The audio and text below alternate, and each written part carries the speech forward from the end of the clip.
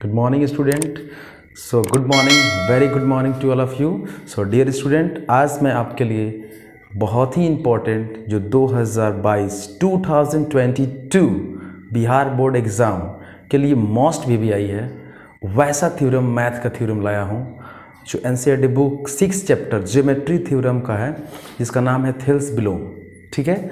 सो आपसे मेरा रिक्वेस्ट है शुरू से अंत तक वीडियो बने रहिए, स्किप मत कीजिए क्योंकि ये आपके एग्ज़ाम में निश्चित रूप से मोस्ट VBI होने वाला है और बड़ा ही आपको मतलब फैंटास्टिक थ्योरम है जो आप समझोगे तो आपको बहुत ही अच्छा लगेगा। इंटरेस्टिंग थ्योरम भी है और ये एग्ज़ाम के लिए मोस्ट इंपॉर्टेंट और VBI है। ठीक है। सो शुरू से अंत तक देखते रहिएगा, स्किप मत कीजिए।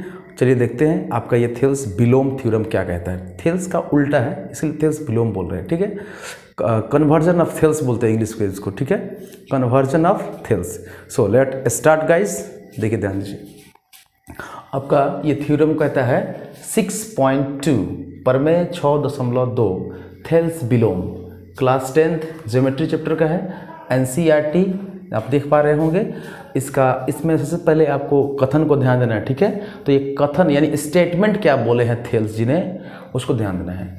यदि कोई रेखा, ध्यान दीजिएगा, यदि कोई रेखा किसी त्रिभुज की दो भुजाओं को समान अनुपात में विभाजित करती है तो वो रेखा तीसरी भुजा के समानांतर होती है। ठीक है। कथन को याद जरूर रखिएगा क्योंकि एग्जाम में कथन लिख के डायरेक्ट बोलते हैं प्रूफ करें तो उस समय आप परेशान हो जाओगे अगर आपको मतलब स्टेटमेंट याद न रहेगा तब। सो ध्यान दीजिए, एक बार और बोल रहे हैं। यदि कोई रेखा किसी त्रिभुज की दो भुजाओं को समान अनुपात में विभाजित करती है वह रेखा तीसरी भुजा के समानांतर होती है। ठीक है। आइए इसको बाई फिगर समझने का प्रयास करते हैं। ठीक है।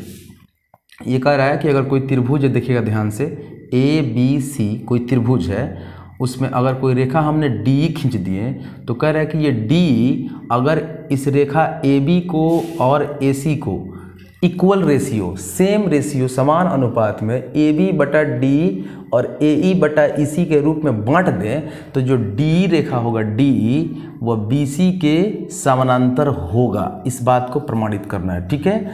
तो आप किसी भी कथन, किसी भी प्रमेय को, थ्योरम को सिद्ध करना है तो मैंने पहले ही आपको आइडिया दे चुका हूँ कि पहले आपको लिखा जाता है दिया है, जो दिया रहता है उसको लिख देते हैं गिवन, उसके बाद सिद्ध करना है मतलब टू प्रूव लिखते हैं, उसके बाद तीसरा पॉइंट कंस्ट्रक्शन करते हैं तो उसको लिखते हैं रचना को, उसके बाद प्रमाण को लिखते हैं। ठीक है। तो इन्हीं सारे पॉइंट पर ध्यान देना है। बाकी आपको क्वेश्चन बहुत ही नॉर्मल लगेगा। ये आप निश्चित रूप से 5 का 5 नंबर बोर्ड पे उठा लीजिएगा क्योंकि ये बोर्ड एग्जाम जो होता है उससे 5 नंबर का ये क्वेश्चन होता है। ठीक है। तो देखिए इसमें आप देख पा रहे हैं, इसमें रटना ही नहीं है, बस देख लेना है कि ABC एक त्रिभुज है। देखिए आप, ABC एक त्रिभुज है जिसमें DE मतलब AB पर DE है और AC पर E है, तो इसीलिए मैंने लिखा कि जिसमें D और E क्रमशः मतलब कि एक के बाद एक क्रमशः BE पर है और E जो है AC पर स्थित है और वह इस तरह से स्थित है। कैसे स्थित है? इस प्रकार स्थित है कि जो है AB भुजा है, AB इसको इक्वल रेशियो में बांटता है, AB और AC को इक्वल रेशियो में बांटता है मतलब समान अनुपात में बांटता है। तो इसीलिए मैंने लिख दिया इस AD और DB और AE/EC ये दिया हुआ, इसीलिए मैंने यहाँ पर लिख दिया। ठीक है। ध्यान दे रहे हैं? क्या आपको समझ में आ रही है डियर स्टूडेंट? ठीक है। सो नेक्स्ट समझिए, सिद्ध करना है। सिद्ध करना में क्वेश्चन में बोला गया है कि तो और रेखा तीसरी भुजा के समानांतर होती है। इसका मतलब क्या है कि जो रेखा हमने खींचा है DE वो BC के समानांतर होती है। इसी को प्रूफ करना है, DE समानांतर BC, इसको सिद्ध करना है। नेक्स्ट आपका रचना, जिसको इंग्लिश में बोलते हैं कंस्ट्रक्शन। ये इम्पॉर्टेंट हो जाता है थोड़ा क्योंकि यही रचना जो है आपको आसानी प्रूफ करने में आसान मतलब कि हेल्प करता है एक तरह से कहिए। तो देखिए मैं रचना में क्या किया, थोड़ा यहाँ पर विरोधाभास वाला तरीका। देखिए इस थ्योरम को सिद्ध करने का 2 नियम है, 2 से ज़्यादा भी हो सकता है बट 2 बड़ा प्रचलित है। एक तो थेल्स के तरीका से प्रूफ किया जाता है जो थेल्स प्रमेय था 6.1 और दूसरा ये तरीका है जिसको कंट्राडिक्शन करके, मतलब कि विरोधाभास तरीक़ा से आपको इसको प्रूफ करोगे, जो कि बहुत ही नॉर्मल और आसान जल्दी समझ में आने वाला मेथड है। इससे बेटर कोई मेथड हो ही नहीं सकता इस इस थ्योरम को प्रूफ करने का। ठीक है, सो आइए देखिए, माना कि आपको दिख रहा है डी समानांतर है बीसी के, लेकिन कंट्राडिक्शन मतलब विरोधा उल्टा से मान लेना है। मान लेंगे कि डी जो है इस बीसी के समानांतर नहीं है, डीई जो है इस बीसी के समानांतर नहीं, ऐसा हम लोग मान लेंगे। इसलिए लिखें, माना कि डी बीसी के समानांतर नहीं है, तो बीसी के समानांतर हम एक अन्य पॉइंट लेते हैं एसी पर। एसी पर कोई अन्य पॉइंट लेते हैं ई के अतिरिक्त। देखिए, ई के अतिरिक्त हम कोई एक अन्य बिंदु ले लेते हैं। ठीक है, ई के अतिरिक्त हम एक कोई अन्य बिंदु ले लेते हैं, जिसका नाम हम रख लेते हैं ई डैश। ठीक है, ई डैश ले लेते हैं। इसको कंस्ट्रक्शन किए हैं तो आप थोड़ा ध्यान दीजिएगा, डॉटेड लाइन से मिलाया जाता है। हमने क्या कर दिया बाबू, ध्यान दीजिए, एसी पर इस ई के अलावा अतिरिक्त मैं एक एक्स्ट्रा पॉइंट ले लिया ई डैश, और मान लिया कि जो डीई जो है, डीई डैश देख पा रहे होंगे, डीई डैश जो है ये समानांतर है बीसी के। ये समानांतर नहीं है, ये मैंने उल्टा माना है जानबूझ के, ताकि मतलब आखिर में प्रूफ करने में आसानी हो। तो माना कि डी समानांतर बीसी नहीं है, तो अलग पॉइंट ले लिया इस एसी पर ई डैश, तो डीई समानांतर बीसी मैंने ले लिया। ठीक है, अब देखिए इससे हमको क्या बेनिफिट होगा। चूंकि आप जानते हैं थेल्स पर में पढ़ चुके हैं 6.1 में, तो ये कहता है कि अगर कोई रेखा किसी त्रिभुज को 2 अनुपात में बांटती है तो वो तीसरी के समानांतर होती है। ठीक है, वो तो थेल्स पर में कहता है कि अगर कोई रेखा किसी त्रिभुज की एक भुजा के समानांतर हो, फिर सुन लीजिए, कोई रेखा किसी त्रिभुज के एक भुजा के समानांतर हो तो वही रेखा अन्य 2 भुजाओं को बराबर बराबर भागों में अनुपात में बांटती है। ये थेल्स पर में था। तो मैंने देखिएगा बीई के समानांतर जो डीई डैश खींचा, इस बीई के समानांतर जो डीई डैश खींचा, तो थेल्स पर में आके यहाँ पर लागू हो जाएगा कि AD बटा DB, AD बटा DE और AE। अब इस पॉइंट को कुछ देर के लिए आप भूल जाइए, कुछ देर के लिए। ठीक है, AE डैश और E डैश C। ठीक है, ये मैंने लिख लिया। ये कहाँ से आ गया, थेल्स पर में से। ठीक है, ये आपका हो गया इक्वेशन नंबर 1, समीकरण 1 मान लेंगे। और एक चीज़ और जो देख रहे हैं, ये क्वेश्चन में दिया है AD बटा DB और AE बटा EC। ये हम ना बोल रहे हैं, ये एक मतलब कि थ्योरम में ही बोल दिया गया है कि समानुपाती है। देखिए यहाँ पर थोड़ा सा ध्यान दीजिएगा, AD बटा DE और AE बटा EC, ये तो दिया ही हुआ है, तो मैंने यहाँ पर लिख दिया और बोल दिया है, और इसको मान लिया इक्वेशन नंबर 2। ठीक है, तो इक्वेशन नंबर 1 और 2 से हम सॉल्व करेंगे, हल करेंगे तो पाएंगे AD बटा DB और AD बटा DB तो कट गया भाई, एक में से 2 घटाएंगे तो लेफ्ट क्या हो जाएगा, कट जाएगा, सेम है। तो जो बच गया राइट में, दोनों राइट में, वो इक्वल हो जाएगा। तो इसीलिए मैंने लिखा है कि समीकरण 1 माइनस 2 से AE डैश बटा E dash C, AE dash बटा E डैश C इधर वाला, और इधर के राइट में कौन बचा है, दाहिने तरफ कौन बचा है, AE बटा EC। तो AE बटा EC, चूँकि आपको पहले से मालूम होगा कि जब कोई 2 समीकरण को सॉल्व करते हैं और एक कोई साइड इक्वल हो जाए, आपस में बराबर हो, तो जब घटाते हैं तो वो साइड कट जाता है। जैसे AD बटा DB और D बटा DB कट गया, तो जो दाहिने तरफ दिख रहा है वो आपस में बराबर हो जाता है, इक्वल हो जाता है। ठीक है, आई थिंक कोई दिक्कत नहीं है, समझ में आ रहा है।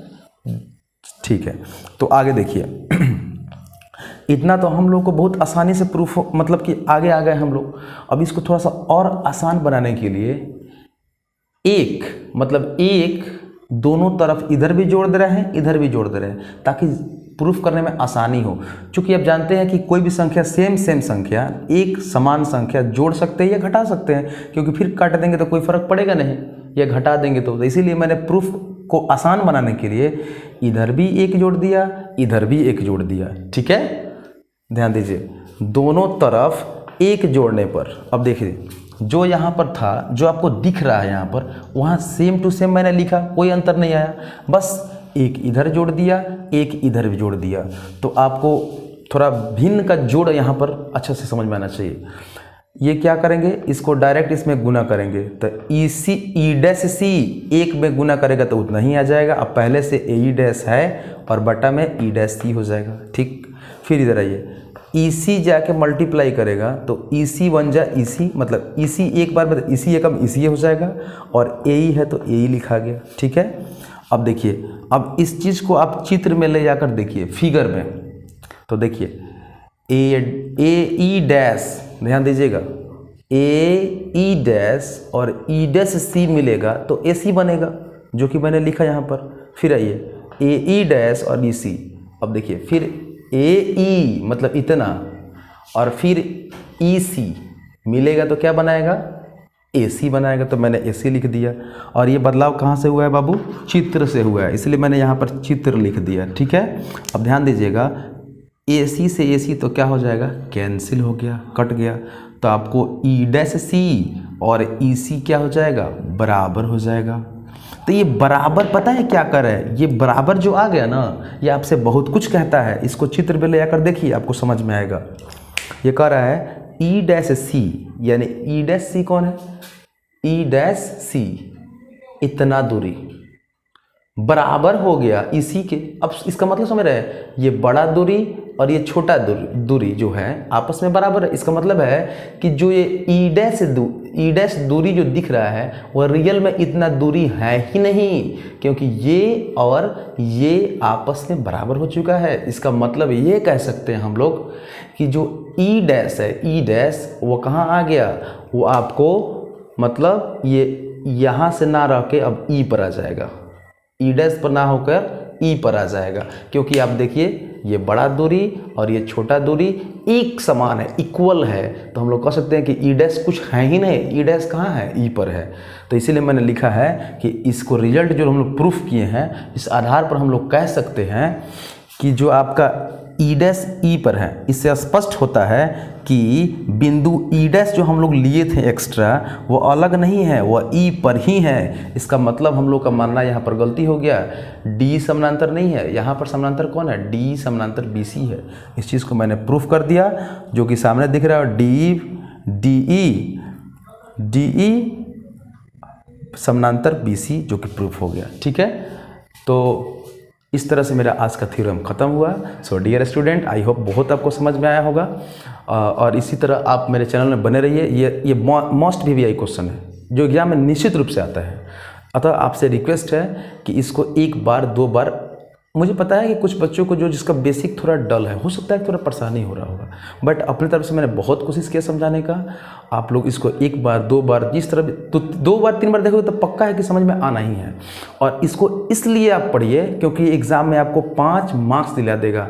और डियर स्टूडेंट, आप जानते ही हैं, आदमी 1 नंबर से पीछे हो जाता है, 1 नंबर से फेल हो जाता है, 1 नंबर से थर्ड हो जाता है, 1 नंबर से फर्स्ट हो जाता है। सोचिए, 299 में 1 जुट जाएगा तो फर्स्ट हो जाइएगा, 30 में 1 कम हो जाएगा तो 29 हो जाएगा, फेल हो जाइएगा। सो हर एक क्वेश्चन मैट्रिक के स्टूडेंट के लिए बड़ा ही इंपॉर्टेंट है, बड़ा ही इंपॉर्टेंट है। सो मेरे बात को ध्यान रखिएगा, और आपको ये वीडियो अच्छा लगे तो शेयर और सब्सक्राइब करना मत भूलें, क्योंकि मैं आपके लिए हूँ, आपके नंबर को बढ़ाने के लिए आता हूँ। आप हमेशा मेरे चैनल से जुड़े रहें, सब्सक्राइब करें और शेयर करना बिल्कुल ही ना भूलें। सो आज के लिए इतना ही, थैंक यू।